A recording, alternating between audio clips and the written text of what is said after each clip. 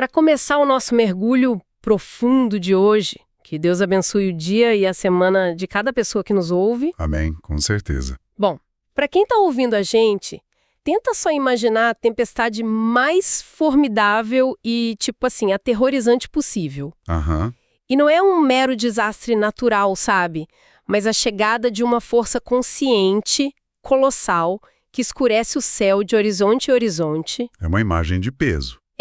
O chão treme, relâmpagos rasgam as nuvens, e a sensação imediata não é só de um medo físico, mas é aquele peso absoluto da justiça perfeita chegando, sabe? Sim, é uma cena de tirar o fôlego. Exato. E é exatamente essa cena, digna de um épico de cinema mesmo, que recebe a gente logo de cara no material que vamos analisar agora. Não pede licença nenhuma, né? É uma entrada triunfal. Totalmente. O nosso foco de hoje é o Salmo 97. E para a gente conseguir desvendar as camadas dessa obra literária, que também é uma obra teológica impressionante, nós estamos cruzando as notas da Bíblia de Estudo Nova Almeida Atualizada. A famosa NAA. Isso, a NA, com a pesquisa exegética bem meticulosa do estudioso Alan Pilhouse. O grande objetivo central dessa nossa análise de hoje é decodificar um conceito antigo muito, muito específico, que é a epifania.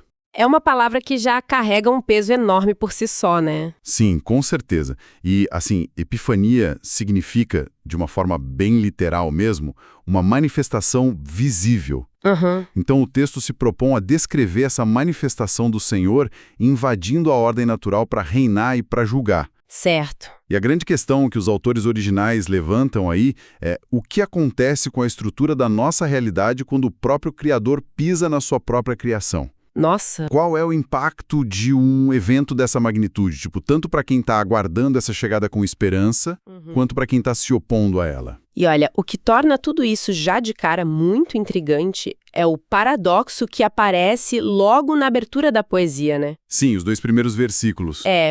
Porque a gente tem ali uma declaração super cristalina de que o Senhor reina, seguida por uma ordem direta para que a terra inteira se alegre. Exato, alegre-se a terra. A realeza assumiu o trono, o que normalmente seria aquele sinal para grandes festas, banquetes, ruas enfeitadas, todo aquele clima de celebração. Era para ser só festa, né? Pois é. Mas aí, no segundo seguinte, essa imagem festiva é engolida por uma descrição bem pesada. O texto diz que o governante está rodeado por nuvens espessas e uma escuridão profunda. Uhum. E aí fica aquela dúvida na cabeça de quem lê, como é que a gente concilia uma ordem de alegria com essa imagem de uma tempestade super opressiva que está avançando? E essa tensão é o verdadeiro motor de toda essa primeira parte do texto, porque se a gente pensar bem, a inclinação humana natural é a gente associar a escuridão ao perigo oculto, né? Sim, ao que a gente não vê, ao medo. Exatamente, ao desconhecido, ou até à própria maldade. Só que, no entanto, a pesquisa do Ellen Ross demonstra um ponto muito interessante. Na linguagem lá do Antigo Oriente Próximo, e também nas tradições hebraicas, essa escuridão específica aí comunica exatamente o oposto disso. Sério? Sim. Na verdade, ela representa o mistério da majestade divina, que é uma majestade mas tão intensa que ela acaba se tornando inacessível. Ah, entendi. É como se a verdadeira forma dessa realeza fosse, brilhante demais para ser suportada a olho nu por seres humanos. É bem por aí. E a gente encontra paralelos muito bem documentados com os relatos lá do livro de Êxodo e de Deuteronômio. Ah, claro, a cena do Sinai. Exato. Quando a narrativa bíblica vai descrever a presença descendo sobre o Monte Sinai, a cena é praticamente idêntica. A gente tem nuvens escuras, trevas, fogo, o som ensurdecedor das trombetas. É bem cinematográfico mesmo. Muito. Então a escuridão aí, ela atua quase como um filtro de proteção para a mente humana e ao mesmo tempo como um símbolo visual de um julgamento que é terrível e muito reverente. Faz muito sentido. Então a alegria que o Salmo exige não acontece porque o povo está ignorando a tempestade, mas exatamente por causa do que está dentro dela. O texto é bem claro ao afirmar que justiça e juízo são a base do trono. Olha, e essa afirmação de que a justiça é a base muda toda a nossa leitura dessa tempestade, né? Muda completamente, porque se a justiça é a fundação de todo o governo, Então essas nuvens escuras não estão trazendo caos. Elas estão trazendo a ordem definitiva, a verdadeira ordem. É exatamente esse o raciocínio. Um governo universal, incorruptível, é a única garantia real de vitória sobre a opressão. Uhum. Naquela época da antiguidade, e bom, assim como hoje também, né? A história humana quase sempre parece ser ditada pelo mais forte ou pelo mais cruel. Infelizmente, sim. Então, essa tempestade que é descrita aí é uma força que não pode ser subornada de jeito nenhum, sabe? Não faz acordo por baixo dos panos. Nenhumzinho. Não faz acordo de bastidores e principalmente não recua. Então, para qualquer um que sofre injustiças, a visão de um poder absoluto que simplesmente não tolera a corrupção é o maior motivo possível para alívio e para alegria. É tipo aquele momento em que as portas do tribunal se trancam, a sessão começa e o juiz que acaba de entrar tem literalmente a força de um furacão nas mãos. Uma baita analogia. Para quem estava lucrando com a injustiça, nosso cenário é completamente aterrorizante. É o fim da linha. Mas para a vítima, é a vindicação final, né? É a justiça acontecendo. E o mais louco é que essa chegada não fica presa só no campo das metáforas judiciais. Não de jeito nenhum. Porque quando essa presença entra em contato direto com a dimensão física, com o mundo material, a reação que o Salmo descreve é de uma intensidade quase cataclísmica. Aham. A poesia começa a usar imagens de fogo consumidor que devora oponentes, eletricidade, relâmpagos iluminando o globo e convulsões sísmicas fortíssimas. Sim, a terra tremendo. Mas aí tem um detalhe geológico que eu acho que exige uma parada estratégica nossa aqui para a gente entender o contexto daquela época. Ah, você está falando da imagem das montanhas derretendo na presença do Senhor. Isso, exatamente isso. O texto diz literalmente que as montanhas derretem como cera. É forte, né? Momento. E a questão que logo surge para quem está acompanhando essa análise é: o povo que cantava isso nos tempos antigos entendia essa imagem como, sei lá, um documentário literal sobre o fim do mundo? Era uma expectativa de um evento geofísico de verdade, onde os continentes iam virar lava ali na hora?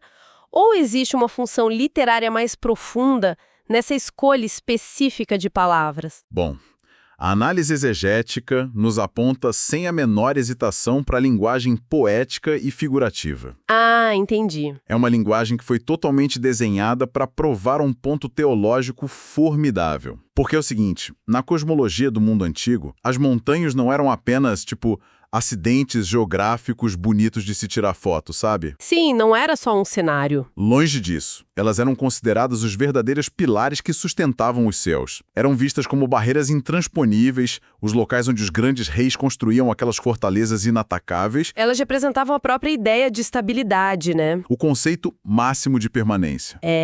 Então se a rocha maciça não é inabalável, nada mais no mundo é. E é aí que está a genialidade do texto. A poesia declara que, diante dessa manifestação de justiça divina, a coisa mais estável e inabalável que o ser humano conhece perde toda a sua integridade e simplesmente escorre. Como a cera de uma vela derretendo no calor.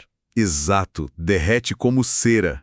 É uma forma magistral de declarar que absolutamente nenhuma oposição, por mais antiga, por mais fortificada ou por mais estruturalmente sólida que possa aparecer na nossa cabeça, não tem capacidade de oferecer nenhum milissegundo de resistência ao governo do Criador. Nossa, e tem mais um peso nisso, né? Tem sim, tem uma provocação cultural gigantesca embutida nessa frase. Uma provocação aos vizinhos lá de Israel, aqueles povos ao redor. Diretamente a eles. Porque, veja bem, as nações ao redor de Israel tinham sistemas de crença que eram muito, mas muito ligados à geografia.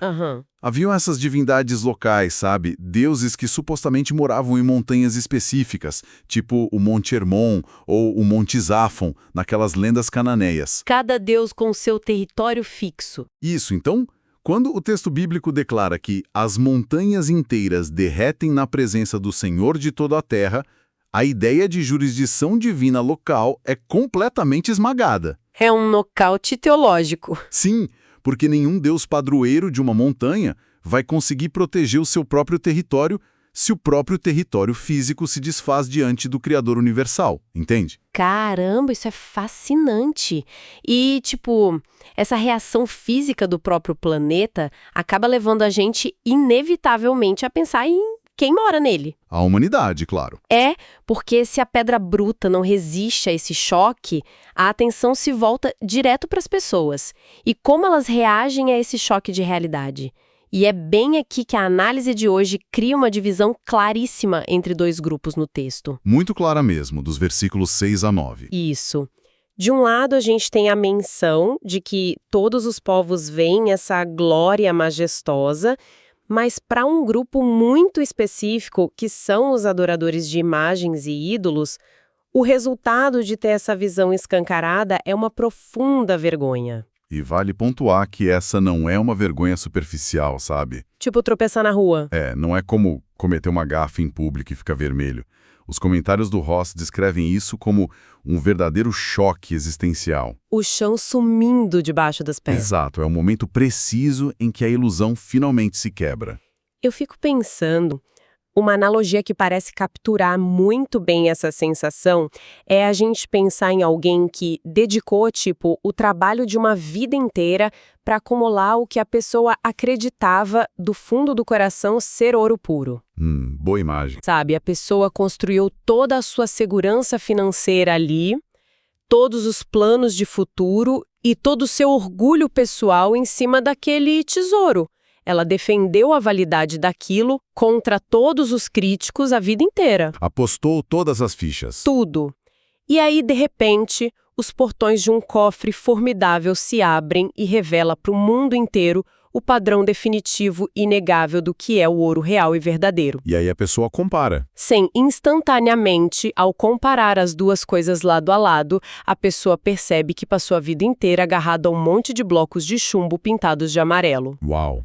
A vergonha não vem porque alguém deu uma bronca nela. A vergonha vem daquela percepção nua e crua do próprio auto-engano, né, de ter confiado a sua própria existência a uma coisa que no fim era vazia. É brilhante essa forma de ver, porque é uma dinâmica impiedosa mesmo do texto com a idolatria.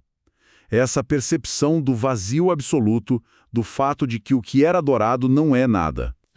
E a poesia vai ainda mais além, porque ela exige que todos os deuses prostrem-se diante dele. Certo. O que, inclusive, nos leva a um dos cruzamentos históricos que eu acho os mais fascinantes encontrados nesses materiais de pesquisa que a gente está usando. Ah, tem a ver com a forma como esse trecho foi traduzido e compreendido pelos antigos, não é? Exato. Tem uma mudança notável quando esse texto passa lá do hebraico antigo para o idioma grego. Porque, para dar um contexto para quem nos ouve, por volta do 3º século a.C., aquela comunidade judaica grande que vivia em Alexandria, no Egito, eles precisavam de uma tradução das escrituras para o grego, né? Isso mesmo, porque o grego era o idioma predominante daquela época, a língua universal ali. Sim, e essa tradição famosa ficou conhecida como Septuaginta. Bom, o detalhe está aqui.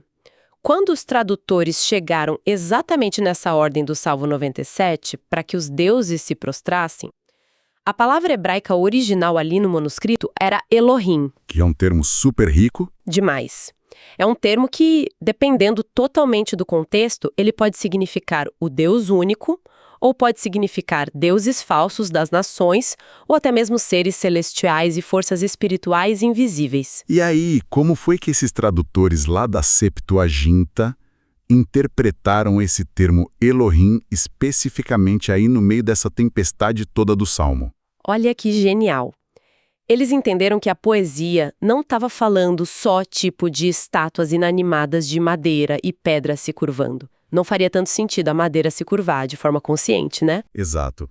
Eles viram que falava das realidades espirituais que, dentro da visão de mundo deles da época, operavam por trás de todos esses sistemas de adoração pagãos. Caramba! Então eles optaram por traduzir a frase para o grego como adorem-no todos os seus anjos. Nossa, isso é muito específico. E a genialidade dessa escolha dos tradutores aparece brilhantemente séculos e séculos depois, quando a gente pega o Novo Testamento para ler. Lá em Hebreus. Exatamente. O autor da Carta aos Hebreus, logo no comecinho, no primeiro capítulo, ele está construindo um argumento super denso ali sobre a superioridade de Cristo em relação a todos os seres celestiais. Sim. E qual é o texto do Antigo Testamento que ele cita como uma prova irrefutável?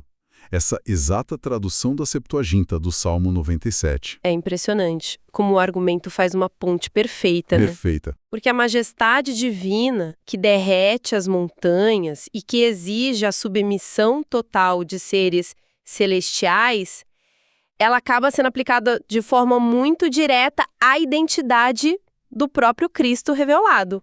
E isso mostra que os pensadores cristãos primitivos não tratavam essas imagens poéticas como se fossem apenas registros de uma liturgia extinta de Israel, sabe? É uma história velha. Isso. Eles viam nessa epifania colossal o molde teológico perfeito para conseguir explicar qual era o escopo verdadeiro do domínio de Cristo. É a teologia se desdobrando real através dos séculos, mantendo a mesma espinha dorsal ali de supremacia universal. Com toda certeza. E é interessante notar que enquanto todos os idólatras estão lá lidando com o colapso das suas crenças mais profundas, o texto aponta para o outro lado do espectro também. A reação de Sião. Isso. Sião representa o povo fiel, aquelas cidades e pessoas que mantiveram a aliança com Deus. E a reação deles diante de tudo isso é puramente de alegria. Uma alegria genuína. E faz muito sentido essa alegria quando a gente para pensar no peso social lá da antiguidade. Porque, assim, não devia ser nada fácil ser aquele grupo minoritário, cercado por impérios gigantescos e ainda assim se recusar a participar dos cultos aos deuses locais. Cultos que supostamente, na cabeça deles, garantiam boas colheitas e vitórias nas guerras. Exatamente. A pressão social devia ser esmagadora. Uma pressão imensa, de todas as partes.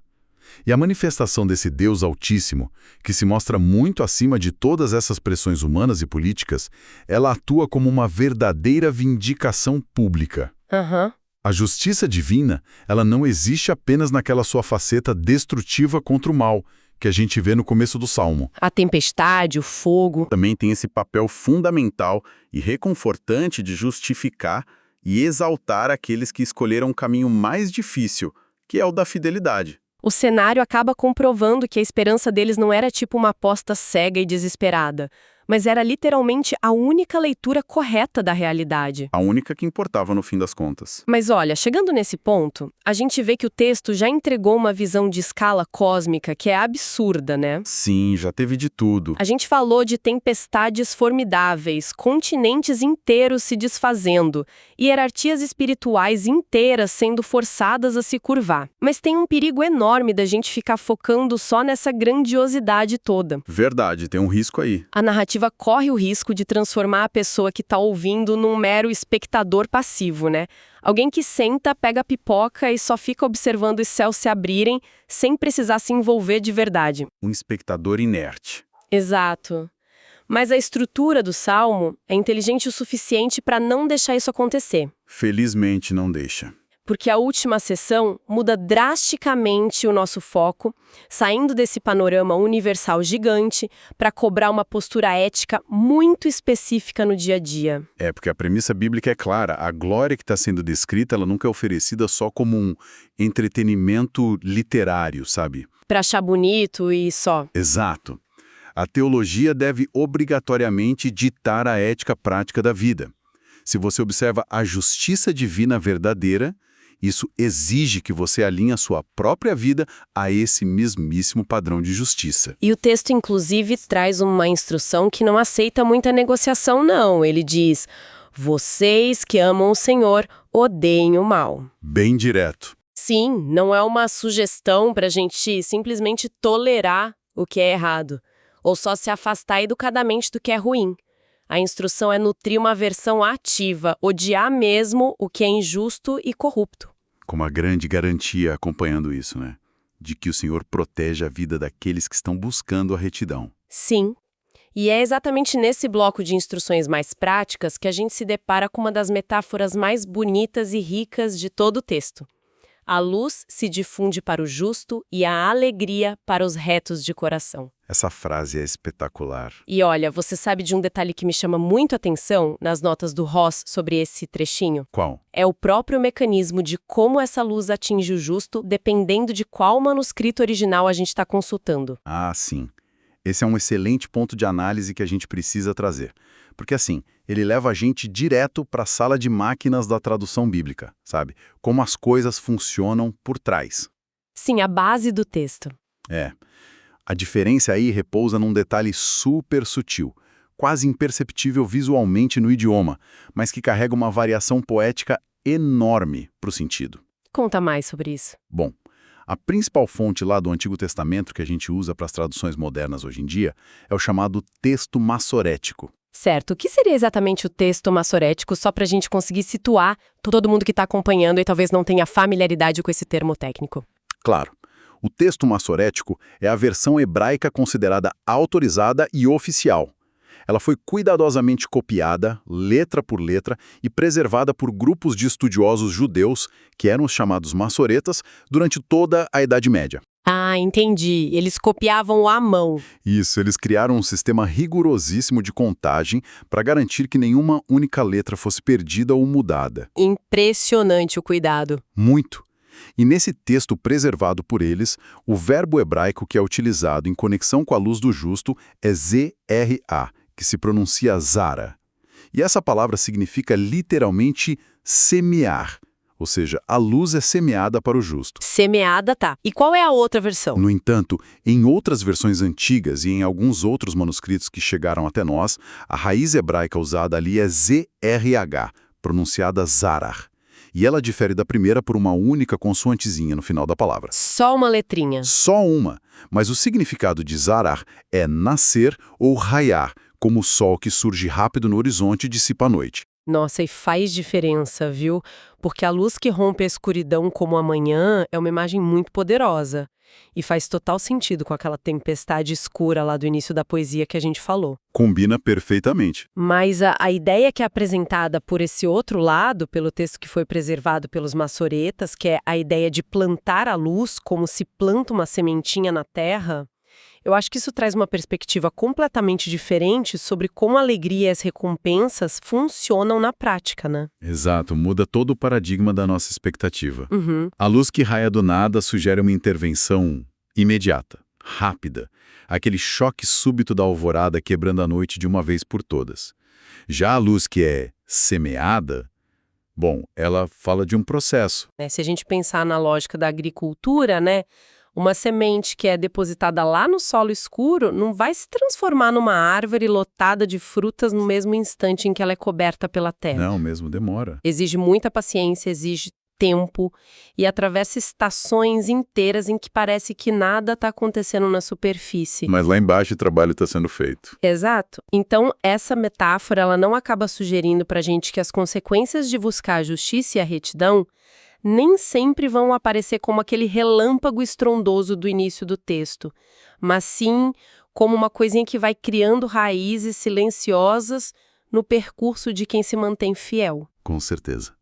E a beleza teológica incrível disso tudo está justamente em como o Salmo consegue harmonizar esses dois extremos gigantes da ação divina. Ele abraça os dois lados. Porque de um lado há essa faceta da manifestação que é majestosa, que é esmagadora e rapidíssima contra os grandes sistemas mundiais de injustiça. Que derrete montanhas. Isso. E em total contrapartida a essa faceta muito pessoal do agricultor cuidadoso agindo na vida diária daquele indivíduo que está só tentando buscar a retidão. É lindo isso. A alegria desse justo, ela pode sim ser semeada num solo que, para o momento atual da pessoa, parece super seco ou até hostil. Aham. Essa semente de luz pode passar por períodos inteiros de invisibilidade, onde parece que a obediência não está trazendo absolutamente nenhuma vantagem prática ou imediata para a vida dela. Mas a natureza dessa semente da justiça é que ela é indestrutível. Porque no fim das contas, o resultado final daquela semente está 100% garantido pelo caráter de quem foi que plantou ela ali, né? Precisamente. Quer a promessa na nossa vida se compra com a luz que nasce, sabe, cortando a escuridão de uma forma espetacular e rápida. Quer ela se compra com a luz que é semeada com paciência para florescer só no seu devido tempo. O princípio se mantém o mesmo. A recompensa vem de Deus. Vem dele. A vivência autêntica da fé que é inseparável dessa rejeição firme ao mal que o texto cobrou. Ela produz uma alegria genuína.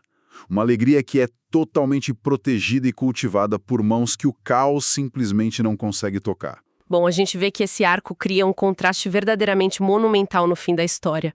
A nossa análise das fontes hoje, tanto usando ali as reflexões exegéticas profundas do Allen Ross, quanto vendo toda essa riqueza textual escondida nas versões da NAA, revela pra gente um quadro muito, muito amplo. Um cenário completo, né? Completo, porque ao longo de toda essa nossa desconstrução do Salmo 97 hoje, a gente se deparou com uma força que detém o poder avassalador de derreter os maiores pilares de injustiça do mundo como se fossem cera quente, mas que, ao mesmo tempo, reserva uma precisão cirúrgica e um cuidado enorme de jardineiro para plantar a luz no caminho das pessoas que escolhem seguir as suas instruções. Aquele equilíbrio perfeito. Sim, é a majestade mais inacessível e a proximidade máxima ocupando exatamente o mesmo espaço. E essa complexidade tão rica impede qualquer tentativa nossa de tentar reduzir a divindade a conceitinhos domesticados e super confortáveis. A gente não consegue colocar numa caixinha. De jeito nenhum. A manifestação que a gente analisou hoje não pede só a nossa admiração estética pela poesia. Ela exige um posicionamento da nossa parte. Com certeza. Diante dessa promessa de justiça universal e inescapável, a neutralidade simplesmente não é uma opção que o texto deixa em aberto para a gente. E isso acaba nos empurrando direto para a nossa grande reflexão final dessa análise. Porque, se a gente for parar para pensar, muito longe daquelas planícies e montes do Antigo Oriente Médio, o nosso cenário atual aqui continua transbordando de promessas de segurança inabalável. Nossos próprios montes, né? Nossas próprias montanhas. Hoje em dia, há inúmeras estruturas modernas, tem sistemas de poder, esferas de influência e até aquelas concepções bem enraizadas do que é o sucesso, que se apresentam tão imponentes e tão permanentes quanto aquelas montanhas antigas pareciam ser para aquele povo. Os ídolos modernos. Ídolos modernos. E o Salmo nos obriga, no dia de hoje, a avaliar onde o nosso investimento está sendo feito de verdade. Uma autoavaliação pesada. A grande questão que fica ecoando para a reflexão pessoal de quem está escutando a gente é a seguinte: qual é o custo real que a gente paga por insistir em buscar segurança naquilo que, no momento em que a verdadeira justiça divina se manifestar de forma plena, inevitavelmente vai derreter como cera? Deus abençoe todos os ouvintes.